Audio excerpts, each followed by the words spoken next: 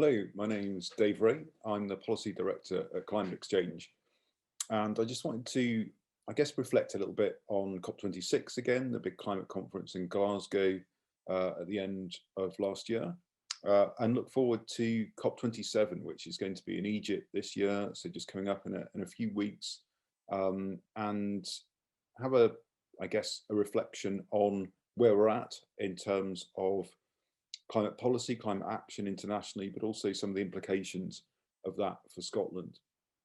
And the outcomes from COP26 included some good commitments around things like tackling deforestation, reducing methane emissions, and we obviously, the world as ever with the Conference of the Parties, these COPs, is looking for increased ambition on tackling climate change, particularly cutting emissions, but also adapting to climate change from all the parties, all the nations.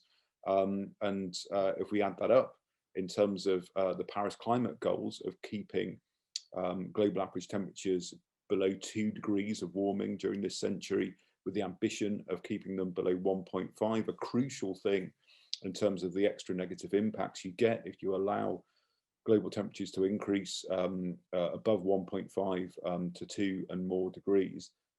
That's where the attention inevitably is focused, and that's where inevitably as well from COP26 the level of ambition didn't meet that 1.5 goal. We ended up with the mantra of keeping 1.5 alive emerging from COP26, and the Glasgow Climate Pact, so the agreement that specifically came out of Glasgow, part of it was focused on trying to get increased ambition, increased pledges in the run-up to this forthcoming COP in Egypt. One of the, requests within that text was for all nations to bring updated or new nationally determined contributions, these NDCs, what they're going to do as nations before COP27. The deadline was September the 23rd, so just quite recently. And that was obviously a key part of keeping the pressure on and getting us closer and closer to the Paris climate goals. We left COP26 with some increased ambition, but if you add it all up, it would still mean warming of somewhere between 2 and 3 degrees globally, so not meeting the Paris climate goals. One of the things, obviously, that's happened during that time, which has undoubtedly affected the level of attention and the level, therefore, of pledges and increased ambition on climate change, has been the war in Ukraine, the cost of living, energy and food crises. And that's meant that actually only a handful of countries out of the nearly 200 who are parties to the Climate Change Convention have actually updated or produced new pledges on climate. We've seen increased ambition from Australia, for instance. We've seen new or updated commitments from countries like South Korea, Indonesia. We've seen updates from Brazil, which seem to actually equate to less action than they were previously taking. Likewise for Egypt, which is the host nation for COP27, have updated their commitments, but they don't seem to correspond to increased action, certainly reduced emissions in the atmosphere compared to what was happening anyway, policy-wise. To a certain extent, you would expect that, given we've got this attention crisis for climate change because of what's going on for all these nations domestically and internationally. And I think most nations do understand that climate change is the big risk multiplier for things like food security, for energy security. And if COP27, as we look ahead to it with probably low expectations, if that doesn't deliver big increases in pledges from nations, something that brings us close or aligns with the 1.5 goal, then at least it should provide the basis for increased pledges in the coming year. Certainly from the EU's perspective, that is expected in 2023, if not this year, is increased ambition, increased pledges. So we will see. I guess what COP27 will deliver and must deliver is progress in terms of some of the ongoing issues within the international climate negotiation process around things like loss and damage. So this is the impacts of climate change, the negative impacts, which even with mitigation, so cutting emissions, even with adaptation, so adapting to higher sea levels, to extreme temperatures, etc., we still get loss and damage from climate change, and that's already being seen around the world. So it's a key part of the negotiations, particularly a process to finance action, so a financial mechanism to recompense for loss and damage, to actually look at how the climate change that people are living with and enduring right now, how that can be addressed beyond mitigation and adaptation.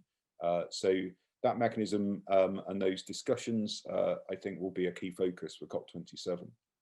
That links to us in Scotland as a nation which, and as a government here in Scotland, which has been closely involved in those discussions and actually was quite overt about the need for more action on loss and damage at COP26. The other big thing, I guess, for us in Scotland at COP27 is going to be building on our own experiences. We saw this a lot at COP26 as our kind of home COP, is sharing good practice, yes, as a nation which has a lot of testing climate change targets, a lot of action that's happened in different sectors, but also has faced a lot of challenges and continues to, in terms of realizing those. So sharing the good practice, but also the lessons of facing those barriers, some of the solutions, and learning from other nations. So COP27 for Scotland, like previous COPs, undoubtedly will be about enhancing some of the bilateral partnerships, particularly with Middle Eastern and African nations, around addressing climate change, both through adaptation, but also mitigation, how it's delivered in terms of the just transition principles.